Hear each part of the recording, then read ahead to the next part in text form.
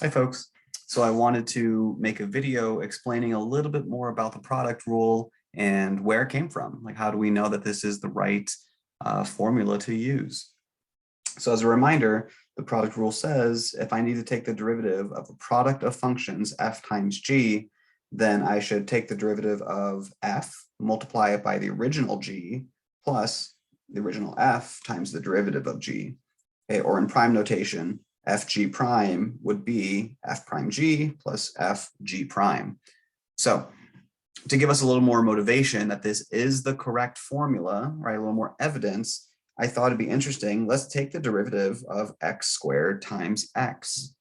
Well, if I were to take the derivative of this product using what I wish were the product rule, right, then I would try to take the derivative of x squared and multiply that by the derivative of x.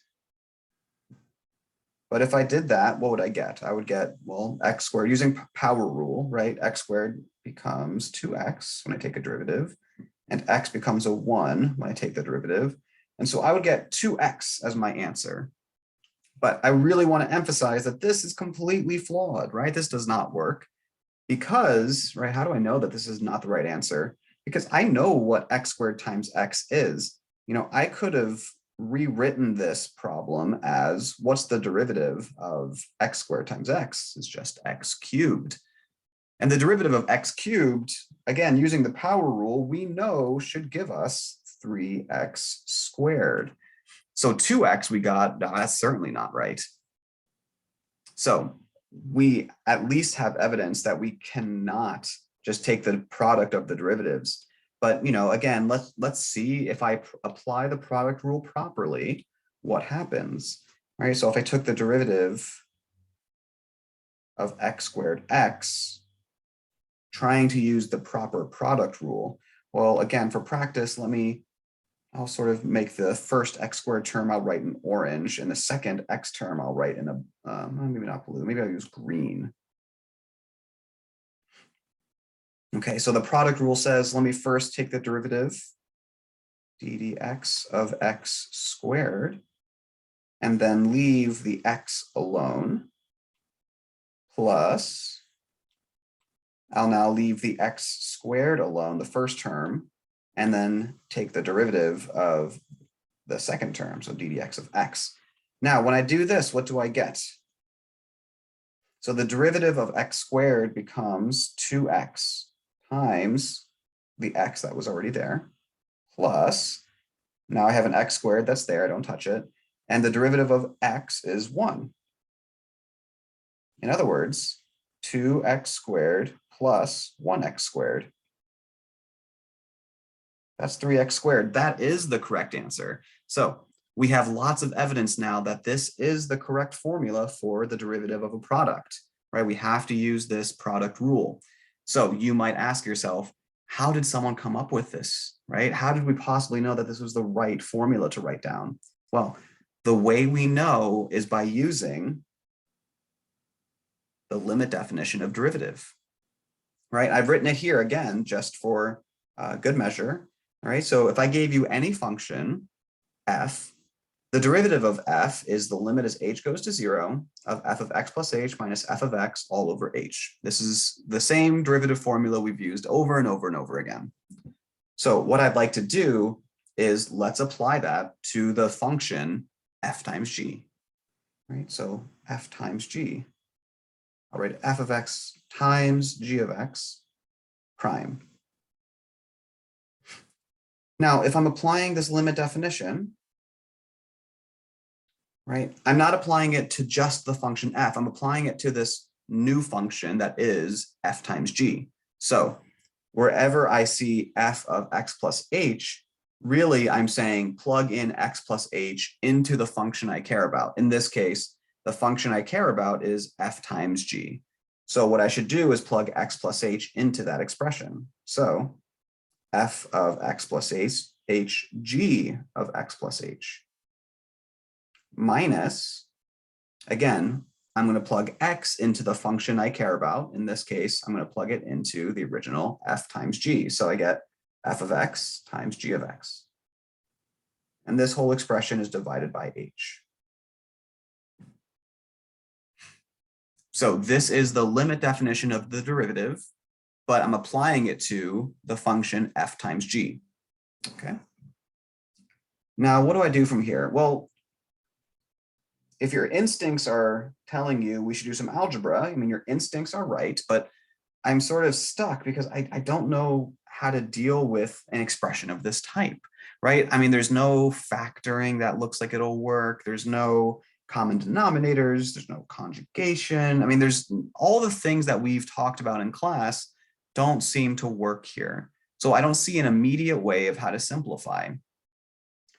However, you might notice that if I could, it would be really great to try to get this f of x plus h talking to this f of x, right? Because if I got f of x plus h minus f of x, then that would be like the derivative of f, and that makes me a little more hopeful of simplifying.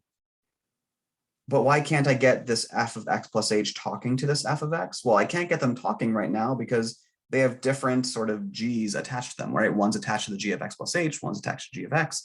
I mean, there's no way to make them communicate right now. However, with a little bit of clever thinking, we can get around that. So the brilliant idea that we can use here is, what if we add and subtract something very cleverly chosen that helps us add this manipulation, helps us achieve this goal of how do we get f of x plus h talking to f of x, okay? Or vice versa, how do I get g of x plus h talking to g of x, right? So here's what I'm going to do. I'm going to leave a lot of room. So I'm going to rewrite my expression, but leave a lot of room in the middle. So I'm going to add and subtract an expression, which will be very clever. So I'm going to subtract f of x, g of x plus h. So notice I sort of taken one term from the second part and one term from the first part. But because I've subtracted this term, in order to not change my actual problem, I need to add that back in right away. So you might say, well, you're just adding 0. And that's right. I'm just adding 0. I'm not doing anything. I'm just making it look a little more complicated for the time being. But what do I achieve by doing this? Well, let me now group these first two terms together, think about them as one unit, and I'll think about the second two terms together, put those in a unit. And what you might notice is that now I can take in this first term a g of x plus h out from both terms. I can factor out g of x plus h, and I'm left with f of x plus h minus f of x. And that makes me very happy because now I have that expression which I saw before. This looks like the derivative of f suddenly, okay? Plus, now I can't forget about my second term, right? I have a second term. There, the common expression is f of x, which I can pull out, and then I'm left with g of x plus h minus g of x. And don't forget, all this was divided by h. Okay, so this little manipulation in the middle, this clever idea of add and subtract something, allowed me to rewrite my whole expression. And indeed, it's a little more complicated. Where there were 2 terms before, now there's 4 terms, but those 4 terms are a lot easier to work with because now I have a f of x plus h minus f of x. I have a g of x plus h minus g of x, which will hopefully become derivative looking expressions. So indeed, taking it one step further, let's do the limit as h approaches 0. Now I'm going to split this expression up into 2 fractions. Each of these things is over h. So I'm going to split it into 2 parts, first and second. So first I have g of x plus h times the whole x, f of x plus h minus f of x over h, plus, and the same thing over here. I'm going to split it up and I get f of x times g of x plus h minus g of x all over h. And I'm taking the limit as h goes to 0 of this whole expression.